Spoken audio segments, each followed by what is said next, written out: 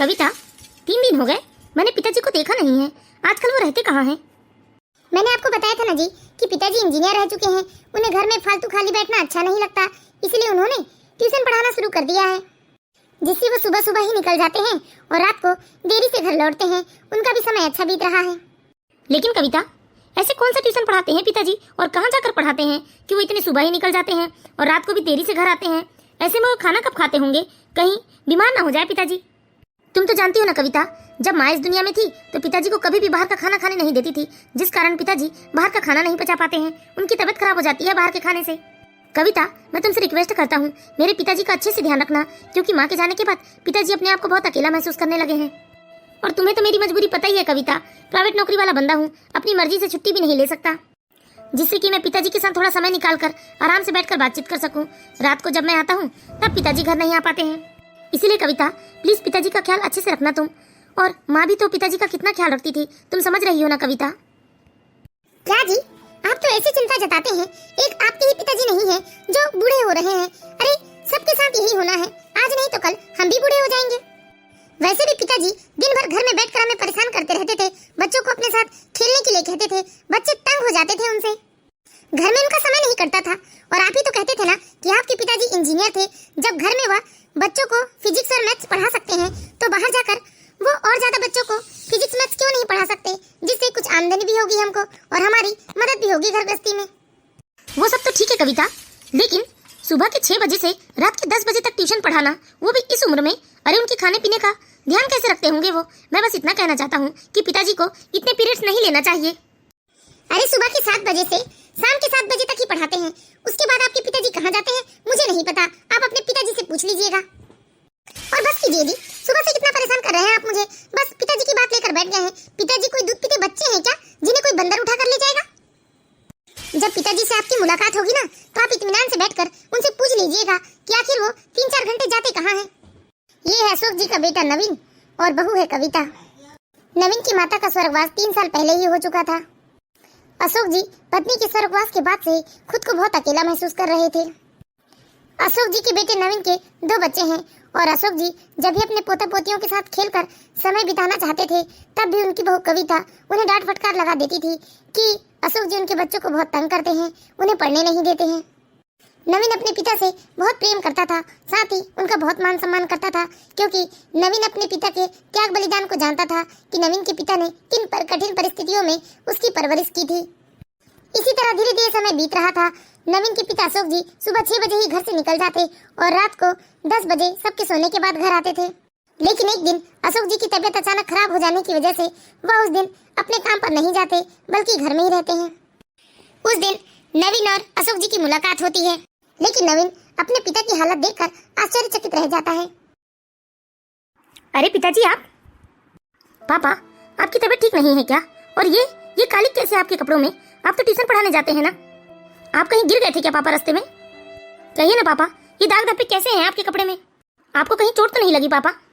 पापा, ये ट्यूशन पढ़ाना छोड़ दीजिए ना आप। आपका अगर मन नहीं लगता घर में तो आप पार्क में जाकर बैठिए, वहाँ आपको आपकी उम्र के लोग मिलेंगे जहाँ आपका अच्छा समय बीतेगा। बेटा, मैं जानता हूँ तुम्हें मेरी बहुत चिंता है, लेकिन तुमसे किसने कह दिया कि मैं ट्यूशन पढ़ाने जाता हूँ? बाप बेटे की बातें अभी खत्म हुई ही नहीं थी कि अचानक वहाँ कविता आकर खड़ी हो जाती है और अशोक जी को बड़ी बड़ी आंखों से घूरने लगती है। अशोक जी समझ जाते हैं कि आखिर माजरा क्या है। क्यों पापा, कहिए ना, क्या ट्यूशन पढ़ाने नहीं जाते आप? ट्यूशन ही कह लो बेटा, जिंदगी का ट्यूशन पढ़ाने और पढ़ने जाता हूँ मैं। और यह मेरे कपड़ों में कोई कालिक नहीं, ये तो जीवन का एक पार्ट है। तुम मेरी चिंता मत करो बेटा। आज तबीयत कुछ नरम सी लग रही है, मैं आज थोड़ा आराम करना चाहता हूँ और कल से फिर मैं ट्यूशन पढ़ाने जाऊँगा। ठीक है पापा, मैं चलता हूँ, मुझे भी ऑफिस के लिए देर हो रही। पिताजी, आप समझदार तो हैं, अच्छा किया जो आपने अपने बेटे को अपने काम के बारे में नहीं बताया। अगर आप चाहते हैं कि नवीन को पैसे का सहारा मिले तो उसके लिए आपको घर के खर्चों में हाथ बटाना ही पड़ेगा। और यदि आप ऐसा नहीं करते हैं, घर के खर्चों पर यदि अपने बेटे का हाथ नहीं बटाते हैं तो जल्द ही घर के खर्चों में दबकर आपके बेटे की भी हालत आपकी तरह हो जाएगी। मैं तो कहती हूँ पिताजी, आप जहाँ काम करते हैं ना वहीं रह जाया कीजिए। ये बार बार आने जाने में रुपए भी तो खर्च होते हैं ना, और वही रुपए बचेगा तो आप वहीं पर खाना खा लेना उन रुपयों से। बहू, मुझ परेशान को इतना भी मत सताओ। जो काम तुम मुझसे करवा रही हो, सोचा है कभी जब मेरे बेटे को पता चलेगा तो उसे कैसा महसूस होगा। उन्हें सब पता है, बस आपके सामने जाहिर नहीं होने दे रहे हैं, इसीलिए वे आपसे ट्यूशन की बात कर रहे हैं। नहीं नहीं, ऐसा नहीं हो सकता। मेरा नवीन मुझे इस तरह के काम करने कभी नहीं दे सकता। वो कुछ नहीं जानता मेरे काम के बारे में। मैं जानता हूँ बहू, तुम ही झूठ बोल रही हो। याद रखो बहू, जिस दिन तुम्हें अपनी गलती का एहसास होगा ना, तुम किसी से नजर नहीं मिला पाओगी। मुझे पता है कि मेरे बेटे ने कुछ नहीं किया है, पर मैं ये नहीं चाहता कि तुम्हारे पाप की परछाई भी मेरे बेटे के ऊपर पड़े और उसे दुखों का सामना करना पड़े। देखिए पापा जी, ज्यादा दिमाग मत लगाइए। आप जितना कह रही हूँ चुपचाप करो। और मेरी बात कान खोल कर सुन लो, जब शाम को नवीन ऑफिस से आएंगे तो आप नवीन से कह दीजिएगा कि आपको रोज रोज आने जाने में बहुत दिक्कत हो रही है और यहाँ आपका मन भी नहीं लग रहा है, इसलिए आप वहीं रहेंगे जहाँ पर आप ट्यूशन पढ़ाते हैं। आप साफ साफ कह देना कि आपको वहीं रहना है और आप हर संडे हम सबसे मिलने आएंगे। और मुझे मालूम है, जब ये बात आप अपने बेटे से कहेंगे तो आपका बेटा आपसे ट्यूशन पढ़ाने वाली जगह के एड्रेस जरूर मांगेगा, लेकिन तब आप कह देना कि कविता को सब कुछ पता है। और हाँ पिताजी, मैं जानती हूँ ये आपको बहुत रोकने की कोशिश करेंगे, मगर आप नहीं रुकेंगे। अगर आपने ऐसा नहीं किया तो मैं पुलिस में जाकर कंप्लेन कर दूंगी कि आपका बेटा मुझे बहुत परेशान करता है, मुझे मारता पीटता है, यहाँ तक मुझे दहेज के लिए प्रताड़ना भी दे रहा है। तब आपका बेटा जेल की हवा खाएगा। क्या आप चाहते हैं पिताजी कि मैं आपके बेटे के साथ ऐसा करूं? बेचारे अशोक जी अपनी बहू की बात सुनकर डर के कारण थर थर कांपने लगे और कांपते हुए अपनी बहू से कहा, बहू ऐसा मत करो। मेरे बेटे ने या मैंने तुम्हारा क्या ही बिगाड़ा है? क्यों बाप बेटे को दूर करना चाहती हो? अरे मेरे बेटे की माँ तो पहले ही उससे दूर जा चुकी है। एक मैं ही तो हूँ, मेरा ही तो सहारा है मेरे बेटे का, और तुम मुझे भी मेरे बेटे से दूर कर रही हो। बहू मैंने अपना सब कुछ तुम्हारे नाम कर दिया है, फिर भी तुम मुझे इस घर से क्यों निकालना चाहती हो?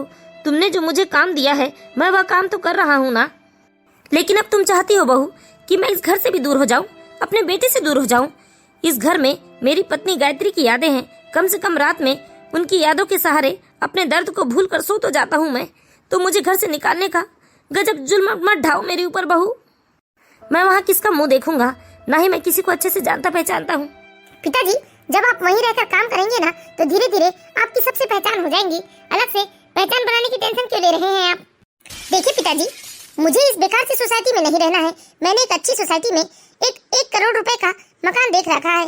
अगर बचत नहीं करूंगी तो अपने बेटे और बेटी को विदेश पढ़ाने के लिए कैसे भेजूंगी? अपनी पसंद का मकान कैसे खरीद पाऊंगी? और सुनिए, नवीन जी के ऑफिस से आने से पहले ही आप अपना बोरियां बिस्तर बांध कर यहाँ से चले जाइएगा, वरना उन्होंने आपको जाते देख लिया तो आपको वह जाने नहीं देंगे और जबरदस्ती रोक लेंगे। इसीलिए चुपचाप जितना बोल रही हूँ ना उतना कीजिए, नहीं तो तुम जानते हो कि मैं क्या कर सकती हूँ। नहीं नहीं बहू, मेरे बेटे को परेशान मत करना। तुम जो कहोगी, जैसा कहूंगी मैं वैसा करूंगा। बेचारे अशोक जी चुपचाप आंसू पोंछते हुए अपना सारा सामान बांधने लगते हैं और अपना सारा सामान बांधने के बाद अपने बेटे के आने का इंतजार करने लगते हैं, क्योंकि अशोक जी चाहते थे कि किसी भी हाल में उनके बेटे बहू पोता पोती सब लोग खुश रहे। सुबह से दोपहर और दोपहर से शाम हो जाती है और शाम को जब नवीन घर आता है तो अशोक जी अपने बेटे से बात करते हैं। क्या हुआ पिताजी? कविता बता रही थी कि आप मुझे बुला रहे हो। देखो बेटा नवीन, घर में मेरा मन नहीं लगता, क्योंकि बच्चे भी अपने अपने पढ़ाई लिखाई में बिजी रहते हैं, बहू भी अपने काम में लगी रहती है और तुम भी दिन भर ऑफिस चले जाते हो। इसलिए मैं सोच रहा हूँ कि जिस कॉलेज के पास जाकर मैं बच्चों को ट्यूशन पढ़ाता हूँ वहीं पर और भी कुछ टीचर्स रहते हैं, मैं उन्हीं के साथ रह लिया करूँगा, तो फिर मैं और ज़्यादा बच्चे को पढ़ाऊँगा। नहीं नहीं पिताजी, आप ये कैसी बातें कर रहे हैं? एक तो ऐसे ही मैंने आपको दिन भर में एक बार देखता हूँ और अब आप वहीं जाकर रहने की बात कर रहे हैं। हाँ पिताजी, ये बिल्कुल ठीक कह रहे हैं। आपको वहाँ जाकर रहने की क्या जरूरत है? बहू की नौटंकी देखकर बेचारे अशोक जी मन ही मन में सोचने लगते हैं कि बहू को ना जाने ईश्वर ने कौन सी मिट्टी से बनाया है जो वो इतनी निर्दयी है। पिताजी मैं आपको कहीं नहीं जाने दूंगा। नहीं बेटा, बस थोड़े ही दिनों की तो बात है। वैसे भी बच्चों की अब परीक्षा भी खत्म हो जाएगी 2 महीने बाद, और यहाँ से कॉलेज करीब 30 किलोमीटर दूर है और रोज के आने जाने से समय की भी बर्बादी होती है और मैं थक भी बहुत जाता हूँ। इसलिए मैं सोच रहा हूँ कि अब मैं 2 महीने तक वहीं रह जाता हूँ। लेकिन पिताजी आप अचानक ऐसे नई जगह में कैसे रह पाएंगे? नई जगह नहीं है बेटा, वहाँ पर और भी रिटायर अध्यापक हैं जो बच्चों को पढ़ाते हैं और ज़्यादातर लोग वहाँ कमरे किराए में 1 से 2 लोग एक ही कमरे में रहते हैं। अच्छी कॉलोनी है वहाँ पर सब शिक्षित लोग रहते हैं और मैं भी वहीं पर मेरे एक रिटायर अध्यापक मित्र के साथ रहने वाला हूँ। ठीक है पिताजी, अगर आप इतना ही जिद कर रहे हैं तो मैं आपको नहीं रोकूंगा, लेकिन याद रखिए सिर्फ 2 महीने के लिए। 2 महीने के बाद आप यहीं आकर हम लोगों के साथ रहेंगे। लेकिन उससे पहले मैं भी जाकर मुआवना करना चाहता हूँ कि आप कैसी जगह में रहना चाहते हैं। क्या नवीन जी, पिताजी कोई छोटे बच्चे थोड़ी ना है, वो अपना अच्छा बुरा अच्छे तरीके से जानते हैं। वैसी जगह में कभी नहीं रह सकते, आप क्यों परेशान होते हैं? हाँ हाँ बेटा, मैं बहुत अच्छी जगह में रहने जा रहा हूँ, तू परेशान ना हो, 2 महीने की तो बात है। ठीक है पिताजी, लेकिन सुबह आप मुझसे मिलकर ही जाइएगा। ठीक है बेटा। नवीन अपने पिता से बात करके अपने कमरे में चला जाता है और खाना पीना खाकर वह सो जाता है। इधर रात जैसे तैसे कटती है और सुबह के 6 बजे ही कविता अपने ससुर को उठाकर उनका सामान उनके हाथ में दे देती है और उन्हें जाने के लिए कहती है। पिताजी, ये लीजिए अपना सामान और आप चले जाइए। नवीन सोकर उठे उससे पहले आप जाइए यहाँ से। अरे बहू, ऐसा गजब तो मत करो, जाते जाते मुझे अपने बच्चे से एक बार मिलने तो दो। क्या पता अब मैं अपने बच्चे से कब मिल पाऊंगा। नहीं, अगर ये इन्होंने आपको जाते देख लिया तो ये नाटक करने लगेंगे और क्या पता ये आपको जाने से मना भी कर सकते हैं। आप जाइए और मन लगाकर काम कीजिए और हाँ, हर महीने रुपए भेजना भूलिएगा मत आप। बहू, नवीन मेरा इकलौता बेटा है, एक बार मुझे नवीन से मिलने दो, उसे देख लूंगा तो मुझे चैन आएगा। आपको एक दो बात समझ में नहीं आती क्या? मैंने कहा ना कि मेरे पति के उठने से पहले आप यहाँ से चले जाइए। कविता अपने ससुर के ऊपर बहुत दबाव बनाती है कि वो नवीन के सोकर उठने से पहले ही वहाँ से चले जाए। जब अशोक जी गिड़गिड़ाने लगते हैं तब कविता को गुस्सा आता है और कविता उनका सामान बाहर फेंकती है और उन्हें धक्के मारकर घर से बाहर निकालकर दरवाजा लगा लेती है। बेचारे अशोक जी बहुत देर तक दरवाजे के सामने बैठकर रोते रहते हैं और वह उन दिनों को याद करने लगते हैं जब उनकी पत्नी इस दुनिया में थी और सब कुछ बहुत अच्छा चल रहा था। थोड़ी देर दरवाजे में बैठने के बाद चुपचाप अशोक जी अपना सामान लेकर वहाँ से चले जाते हैं। जब नवीन सुबह सोकर उठता है तो वह अपने पत्नी से सवाल करता है। ये क्या, पिताजी अपने कमरे में नहीं है और पिताजी का सामान भी नजर नहीं आ रहा है मुझे। कपड़ों की अलमारी भी खाली पड़ी है। कविता से पूछता हूँ, कविता कविता। क्या हुआ जी, सुबह सुबह इतना चीख क्यों रहे हैं आप? कविता, पिताजी कहाँ गए? अलमारी में पिताजी के कपड़े भी नहीं है। अरे पिताजी तो ट्यूशन पढ़ाने चले गए जी। वो बोल रहे थे कि बच्चों के एग्जाम शुरू होने वाले हैं तो सुबह जल्दी क्लास लगने वाली है, अगर वो देरी से पहुंचेंगे तो बच्चों का लॉस होगा, इसलिए वो जल्दी चले गए। वो मुझसे कह कर गए हैं कि जब आप सोकर उठे तब मैं आपको बता दूं। पहले मुझे एड्रेस तो बताओ कि पिताजी कौन से कॉलेज के पास रहते हैं। हाँ, बता दूंगी, इतनी जल्दबाजी क्या है। चलिए जल्दी आप फ्रेश हो जाइए, आपको भी तो ऑफिस के लिए देर हो रही है ना। धीरे धीरे वक्त बीतता गया। अशोक जी ये कहकर तो गए थे कि वो हर संडे उन लोगों से मिलने आएंगे, लेकिन न जाने कितने ही संडे बीत गए पर अशोक जी न ही अपने बेटे से मिलने आए और न ही अपने पोता पोती को देखने आए। नवीन बहुत परेशान रहने लगा कि आखिर उसके पिताजी कहाँ गए हैं। कविता ने जो एड्रेस नवीन को बताया था असल में वो एड्रेस ही गलत था। नवीन अब कविता के ऊपर बहुत गुस्सा करने लगा था कि कविता ने उससे झूठ क्यों बोला, लेकिन कविता ने अपनी सफाई दे दी कि कविता ने तो सब कुछ सच ही कहा था, लेकिन अशोक जी ना जाने अपनी मर्जी से कहाँ चले गए हैं। कविता ने यह बात भी नवीन से छुपा कर रखी कि हर महीने अशोक जी कविता को रुपए भेजते हैं। धीरे धीरे समय बीतता गया और नवीन भी अपने काम में व्यस्त होता गया। इधर अशोक जी अपने काम में लगे रहते। उम्र काम करने की तो नहीं थी, फिर भी पेट और बेटे के लिए वह दिन रात काम में जुटे रहते। नवीन जी 2-3 महीने का कहकर तो गए थे, लेकिन धीरे धीरे 7 महीने बीत गए, लेकिन नवीन जी का कुछ पता नहीं चला। तब एक दिन नवीन को बहुत गुस्सा आता है कविता के ऊपर और वह इस बात को लेकर कविता से लड़ाई करने लगता है। चलो अच्छा हुआ, मुझे तो पिताजी के झंझट से छुटकारा मिल गया और उनके खाने पीने के जो रुपए बच रहे हैं वो अलग। कविता कविता। अरे क्या हुआ जी? कविता, मैंने पिताजी को आसपास के सारे कोचिंग सेंटर में ढूंढ लिए, लेकिन पिताजी का कहीं पता नहीं चला। तुम मुझे सच सच बताओ कि पिताजी ने तुम्हें कौन सा एड्रेस बताया था। मैं सच कहती हूँ जी, पिताजी ने मुझे उसी कोचिंग का एड्रेस बताया था। आज पिताजी को गए पूरे 10 महीने हो गए और मैं पागलों की तरह उन्हें यहाँ से वहाँ ढूंढ रहा हूँ, लेकिन उनका कहीं पता नहीं चल रहा है। परेशान तो मैं भी हूँ जी, आप तो बोलकर दिखा देते हैं, लेकिन मेरे अंदर क्या बीत रही है मैं ही जानती हूँ। अच्छा सुनो, मेरे लिए लंच पैक कर दो, मैं अपने ऑफिस के मित्र के साथ फील्ड वर्क पर जा रहा हूँ। ठीक है जी, अभी कर देती हूँ। नवीन अपने ऑफिस के एक मित्र के साथ ऑफिस के काम के लिए फील्ड वर्क पर निकलता है। शहर से करीब 60 किलोमीटर की दूरी पर अचानक रास्ते में नवीन की गाड़ी खराब हो जाती है, तो वह अपने एक ऑफिस मित्र के साथ किसी टी स्टॉल में रुकते हैं। अरे यार, तेरी बाइक को अभी खराब होना था। हाँ यार, अभी तो काफी दूरी तय करना है हमें। भाई साहब, यहाँ कहीं आसपास में कोई गैरेज है क्या? हाँ साहब, बस 8-10 कदम में है एक गैरेज। सुन नवीन, तू यहाँ बैठकर हमारे लिए कड़क चाय बनवा, मैं अभी गाड़ी गैरेज पर लेकर जाता हूँ। ठीक है यार। नवीन का दोस्त विशाल गाड़ी लेकर गैरेज में चले जाता है और नवीन वहीं टी स्टॉल में बैठकर उस टी स्टॉल वाले बंदे से बात करते रहता है। नवीन का दोस्त विशाल गैरेज में गाड़ी छोड़कर चाय पीने वापस आ जाता है। लाओ यार, बढ़िया सी चाय पिलाओ। हाँ बैठिए ना साहब, अभी चाय पिलाता हूँ। नवीन और विशाल काफी देर तक टी स्टॉल में बैठते हैं और एक दूसरे से बातचीत करते रहते हैं। थोड़ी देर बाद चाय पीने के बाद नवीन का दोस्त विशाल फिर से गैरेज में जाता है अपनी गाड़ी लेने। लेकिन तभी नवीन को विशाल की जोर जोर से चीखने की और डांटने की आवाज आती है। नवीन आश्चर्यचकित हो जाता है कि ऐसे अनजान जगह में विशाल किसके साथ भिड़ गया और नवीन दौड़ते हुए गैरेज की ओर जाता है तो वहाँ देखता है कि 4-6 लोगों की भीड़ लगी हुई है और उस भीड़ के बीच में विशाल किसी बुजुर्ग व्यक्ति को चिल्ला रहा है। अबे बुढ़े, तुझे इस गैरेज में किसने काम पर रखा है? अपनी औकात देख, उम्र देख। अपने आप को इंजीनियर समझता है क्या? अरे किसने कहा था तुझे मेरी गाड़ी खोलने को? तू अपने पूरे खानदान को भी बेच देगा ना तो इस गाड़ी के पैसे नहीं चुका पाएगा। अरे कहाँ गया इस गैरेज का मालिक? ना जाने कैसे कैसे लोगों को काम पर रख लेते हैं। अरे कौन है? कहाँ गया इस गैरेज का मालिक? सामने आओ। विशाल जोर जोर से गैरेज के मालिक को आवाज लगाने लगता है और इधर नवीन भीड़ के पीछे से सब कुछ सुन रहा था, लेकिन उसने चेहरा नहीं देखा था कि उसका दोस्त विशाल किसी इतने जोर जोर से चीख रहा है। तभी थोड़ी देर में गैरेज के मालिक सामने आकर कहते हैं, अरे क्या हो गया भाई साहब, इतने बिगड़ क्यों रहे हैं आप? अरे बिगड़ू नहीं तो क्या करूं?